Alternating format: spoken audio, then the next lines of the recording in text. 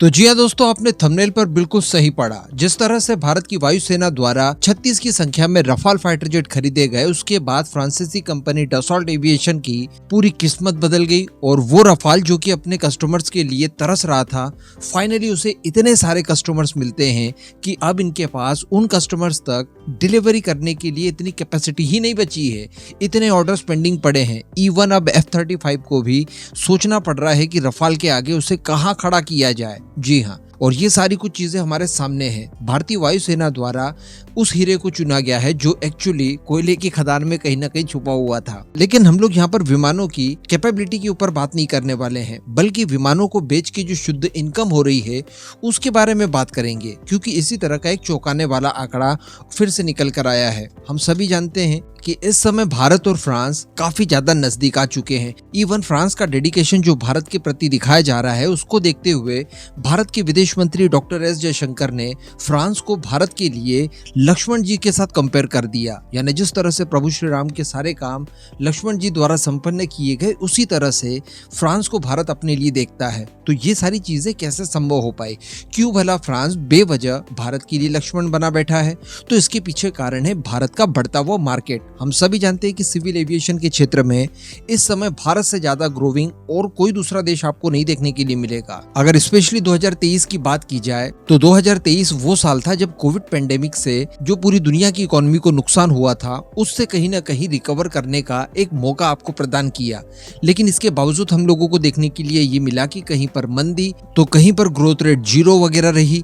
तो इस तरह से सभी देश आर्थिक तौर पर जूझते रहे। लेकिन अगर भारत की बात की जाए तो बड़ी अर्थव्यवस्थाओं में सबसे तेजी से बढ़ने वाली अर्थव्यवस्था बनकर भारत उभरा, और इसका इम्पैक्ट सीधे सीधे हमें देखने के लिए मिला सिविल एविएशन के क्षेत्र में। वर्ष 2023 में जहां पर दुनिया के देश अपनी इकोनॉमी को बराबर खड़ी भी नहीं कर पाए, तो वहीं पर भारत की 2 बड़ी कंपनियों द्वारा भारी भरकम मात्रा में विमान खरीदे गए, और इतनी सारी संख्या में खरीदे गए कि 2 वर्ल्ड रिकॉर्ड सेट कर दिए गए, जिसमें से एक टूट भी गया और वो भी इसी साल हमारी ही कंपनी ने तोड़ा। सबसे पहले 470 विमानों का ऑर्डर प्लेस किया जाता है टाटा द्वारा एक्वायर की गई एयर इंडिया द्वारा, जिसमें 250 विमान यानी 250 की संख्या में एयरबस से खरीदे गए, तो 270 की संख्या में अमेरिकन बोइंग से खरीदे गए। और ये 470 विमानों की खरीद एक साथ अपने आप में सबसे बड़ी खरीद थी दुनिया की। लेकिन इसके बाद इसी वर्ष भारत की एक और एयरलाइंस यानी इंडिगो द्वारा 500 विमानों का एक साथ ऑर्डर दिया गया, और ये ऑर्डर पुराने वाले ऑर्डर से भी बड़ा था। और इससे भी बड़ी बात कि ये 500 के 500 विमान फ्रांस और यूरोप की मिलीजुली कंपनी एयरबस से खरीदे गए। अब इसका इम्पैक्ट दोस्तों कुछ इस तरह से देखने के लिए मिला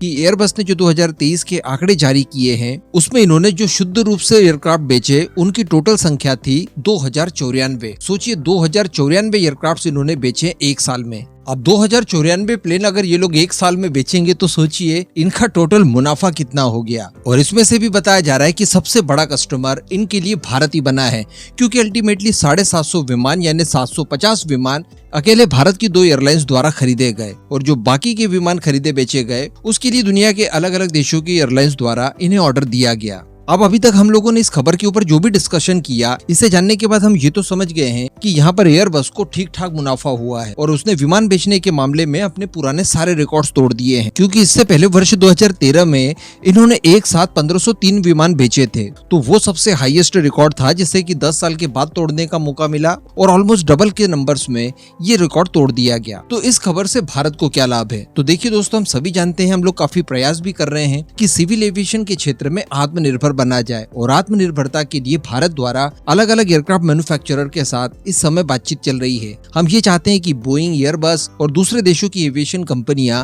भारत में आकर इन विमानों का निर्माण करें, जिससे भारत के अंदर एक इकोसिस्टम डेवलप हो पाए। हालांकि कोई भी एविएशन कंपनी हो, वो आपके देश में विमानों के निर्माण के लिए तभी तैयार होगी जब उन्हें आपके देश के अंदर एक बड़ा मार्केट दिखाई देगा। एग्जाम्पल के तौर पर हम लोग चाइना को ले लें। चाइना के अंदर एयरबस की इसीलिए कई सारी फैसिलिटीज मौजूद है क्योंकि वहां पर अभी तक इस तरह के विमानों की खरीदी लगातार होती रही है। अब वो सिलसिला चूंकि भारत में भी शुरू हो गया है, तो अब भारत इस लिस्ट में प्रायोरिटी पर आएगा। यानी एयरबस द्वारा अब नई फैसिलिटी किस देश में शुरू की जाए, इसके लिए सबसे ज्यादा प्रायोरिटी भारत को दी जाएगी। ऑब्वियसली 2023 में सबसे ज्यादा विमान खरीदने वाले देश जो बन चुके हैं हम लोग। इसी के साथ साथ मैंने आपको बताया था कि भारत की एक और एयरलाइंस है आकाशा एयरलाइंस, वो भी इसी मंथ एक बड़े ऑर्डर को प्लेस करने जा रही है। लगभग 150 की संख्या में वो भी विमानों की खरीद करेगी। हालांकि बताया जा रहा है कि वो संभवतः अमेरिकन कंपनी बोइंग से खरीदेगी, लेकिन ये भी हो सकता है कि वो एयरबस से ही खरीद ले। तो अब इनके ऊपर भी एक एडिशनल दबाव बनेगा कि ये भारत आकर इनकी मैन्युफैक्चरिंग शुरू करे। इसके अतिरिक्त जो दूसरा फायदा ये है वो हमें सीधे सीधे मिलेगा हमारे सिविल एविएशन से, यानी जब हमारे देश में इतने सारे एयरक्राफ्ट हमारी अलग अलग एयरलाइंस में लगातार उड़ेंगे तो इनसे जो भी इनकम होगी वो भारत के भविष्य की नींव रखने में हमारे लिए लाभप्रद होंगे। अगर हमारी कंपनियां $100 बिलियन खर्च कर रही है इस सेक्टर में तो डेफिनेटली इसके पीछे $1000 बिलियन वो वापस कमा कर लाएगी, तभी आज $100 बिलियन लगाए जा रहे हैं। तो हर हाल में फायदा भारत का ही है, वो भी लॉन्ग टर्म में अगले कई सालों तक। इस पूरे मुद्दे पर अब आपका जो भी मानना हो नीचे कमेंट करके जरूर बताइएगा।